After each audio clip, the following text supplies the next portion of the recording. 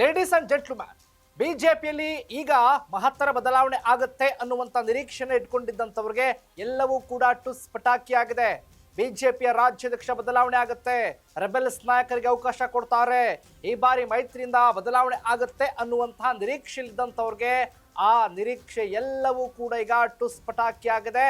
ಮತ್ತೆ ಬಿಜೆಪಿಯ ಭೀಷ್ಮ ಅಂತಾನೆ, ದಕ್ಷಿಣ ಭಾರತದಲ್ಲಿ ಬಿಜೆಪಿಯ ಭೀಷ್ಮ ಅಂತಾನೆ ಯಡಿಯೂರಪ್ಪನವ್ರನ್ನ ಎಲ್ಲರೂ ಕೂಡ ಒಪ್ಕೊಂಡಿದ್ದಾರೆ. ಅದು ಮತ್ತೆ ಪ್ರೂವ್ ಕೂಡ ಆಗಿದೆ. ಹಾಗಾದ್ರೆ ಇವತ್ತು ನಡೆದಂತ ಕಾರ್ಯಕಾರಿಣಿ ಸಭೆಯಲ್ಲಿ ಏನಾಯ್ತು? ಕಾರ್ಯಕಾರಿಣಿ ಸಭೆಯ ಮಹತ್ವ ಏನಾಯ್ತು? ಯಡಿಯೂರಪ್ಪನವರ ಪಾತ್ರ ಹೇಗಿತ್ತು? ವಿಜೇಂದ್ರ ಅವ್ರ ಲೆಕ್ಕಾಚಾರ ಏನಾಯ್ತು? ಹೈಕಮಾಂಡ್ ನಾಯಕರು ಕೊಟ್ಟಂತ ಸಂದೇಶ ರಾಜ್ಯದ ಜನತೆಗೆ ಹಾಗೆ ರಾಜ್ಯದಲ್ಲಿರುವಂತಹ ಬಿಜೆಪಿ ನಾಯಕರಿಗೆ ಏನು? ಇದೇ ಫೋಕಸ್ನ ಎಕ್ಸ್ಕ್ಲೂಸಿವ್ ಸ್ಟೋರಿ, ರಾಜಾ ಹುಲಿ ದರ್ಬಾರ್. ಎಸ್ ವೀಕ್ಷಕರೇ, ನೆಲ ಜಲ ಭಾಷೆಗಾಗಿ ಪ್ರಾಮಾಣಿಕ ಪತ್ರಿಕೋದ್ಯಮ. ನೀವು ನೋಡ್ತಾ ಇದ್ದೀರಾ ಫೋಕಸ್ ಟಿವಿ. ನಾನು ಶಿವು ರಾನರಾಪುರ.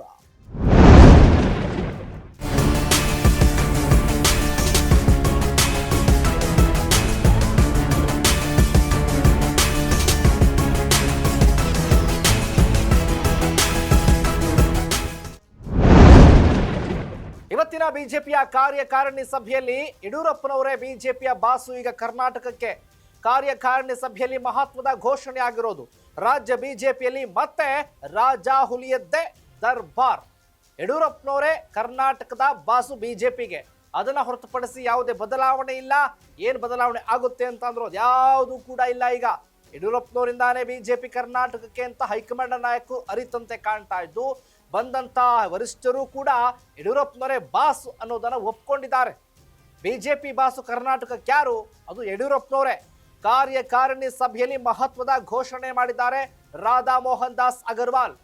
ಬಿಜೆಪಿಯ ಹೈಕಮಾಂಡಿನ ಪ್ರತಿನಿಧಿಯಾಗಿ ಬಂದಿದ್ರು ಹೈಕಮಾಂಡ್ ವರಿಷ್ಠರು. ಅಲ್ಲಿ ರಾಧಾ ಮೋಹನ್ ದಾಸ್ ಅಗರ್ವಾಲ್ ಅವರು ರಾಜ್ಯ ಬಿಜೆಪಿಯ ಉಸ್ತುವಾರಿ ಕೂಡ ಅವರೇ ಆಗಿರೋದ್ರಿಂದ ಇವತ್ತು ಸಂದೇಶವನ್ನ ಕೊಟ್ಬಿಟ್ಟಿದ್ದಾರೆ.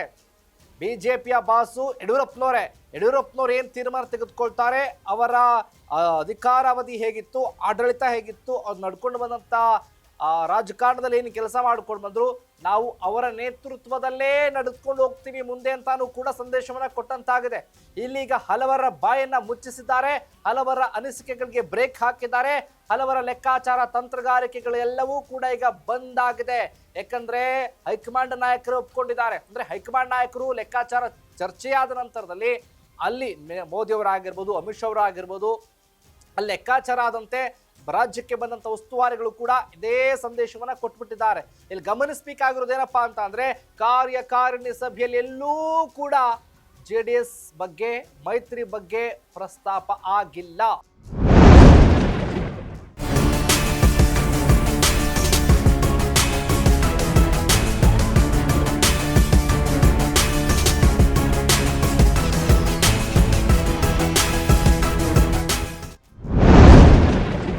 ಇಲ್ಲಿ ಎಚ್ಚರವನ್ನು ವಹಿಸಬೇಕಾಗುತ್ತೆ.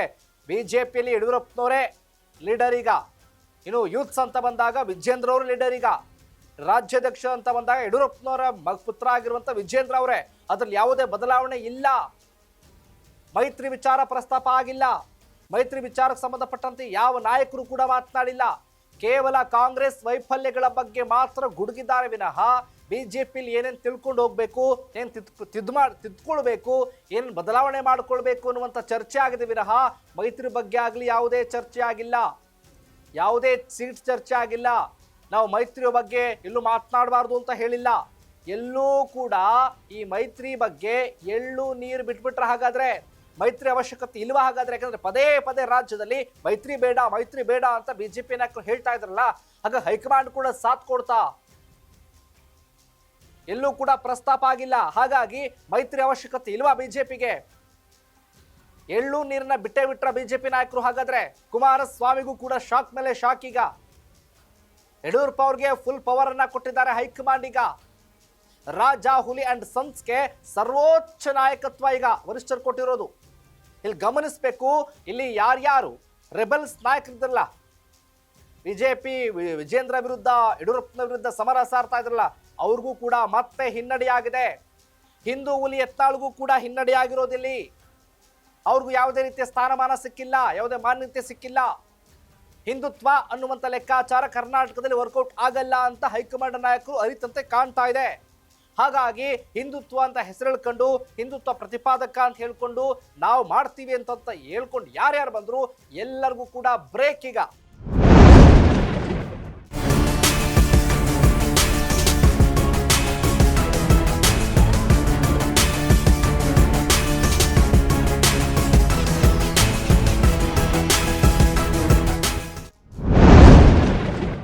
ಕರ್ನಾಟಕದಲ್ಲಿ ಸರ್ವೋಚ್ಚ ನಾಯಕ ಯಡಿಯೂರಪ್ಪನವರ ವಿನಃ ಬೇರೆ ಯಾರು ಅಲ್ಲ ಅನ್ನೋದನ್ನ ಹೈಕಮಾಂಡ್ ನಾಯಕರು ಅರಿತಂತೆ ಕಾಣ್ತಾ ಇದೆ.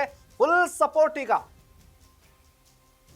ಯಾವುದೇ ಬದಲಾವಣೆಗೂ ಇಲ್ಲ, ಏನೂ ಇಲ್ಲ ಅಂದ್ಕೊಂಡು ಇದೆಲ್ಲವೂ ಕೂಡ ಟುಸ್ ಪಟಾಕಿ ಆಗಿದೆ. ಮತ್ತೆ ಸರ್ವೋಚ್ಚ ನಾಯಕ ರಾಜಾಹುಲಿನೇ.